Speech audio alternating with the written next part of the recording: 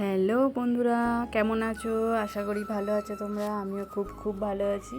আজকে একটা নতুন রেসিপি নিয়ে হাজির হয়ে গেলাম তোমাদের কাছে। আজকের রেসিপিতে আছে ওল কোড়ার তরকারি। যে ওল সিদ্ধ করে ভাত দিয়ে মেখে খায় ওল গাছে, ওল কোড়ার গাছ। তো যাই হোক, দেখো আমি এখানে পরিষ্কার করে কেটে ধুয়ে তাকে সিদ্ধ করে সাইডে রেখেছি।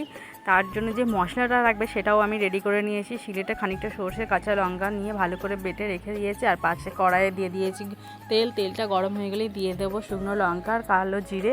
আর ওই সিদ্ধ করা ওলটা রাখা আছে, মানে কচুটা যেটা রাখা আছে, সেটাকে আমি তেলের মধ্যে দিয়ে দেবো। দিয়ে ভালো করে নাড়াচাড়া করে নেওয়ার পর দিয়ে দেবো একটু নুন, হলুদ গুঁড়ো, লঙ্কার গুঁড়ো ভালো, আর একটু দিয়ে দেবো স্বাদ মতন চিনি। তারপরে সব দেওয়ার পর ওটাকে ভালো করে কড়ায় নাড়াচাড়া করে নেব। নাড়াচাড়া করে নেওয়ার পর ওই যে বেটে রেখেছিলাম সর্ষে কাঁচা লঙ্কাটা, সেটাও দিয়ে নেব। দিয়ে ভালো করে নাড়াচাড়া খানিকক্ষণ করে নেব। এই ওল করার তরকারিতে কিন্তু জল থাকলে চলবে না, একটু শুকনো শুকনো নামাতে হবে, নাহলে গলা ধরে যাবে। তো চেষ্টা করবে যাতে শুকনো শুকনো নামানো যায়। তো দেখো আমি ওই বেটে রাখা সর্ষে কাঁচা লঙ্কাটা দিয়ে দিলাম। ভালো করে দিয়ে না কষিয়ে নেবো, মানে যতক্ষণ না এটা জলটা টেনে নিচ্ছে। তো জলটা ভালো করে না টানার জন্য ভালো করে কষিয়ে নেব। আর যতক্ষণ না মানে কচুটা একটু গলা গলা ভাব থাকবে, সেই রকমভাবেই আমাদের তরকারিতে করতে হবে।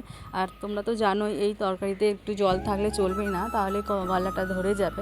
তার জন্য আর একটু ভালো করে কষিয়ে নেব। আর আমাদের এই রেসিপিটা যারা দেখছো, এইটা কীভাবে আরও অনেক রকমভাবে খায়, যদি তোমরা জানো সেটাও আমাকে কমেন্টে লিখবে, তাহলে আমি একদিন ওইভাবে ট্রাই করে দেখাবো। তো চলো, আমার তরকারিটা হয়ে গেছে, আমি নামিয়ে নিয়েছি। আর এই শুকনো করে নামিয়েছি।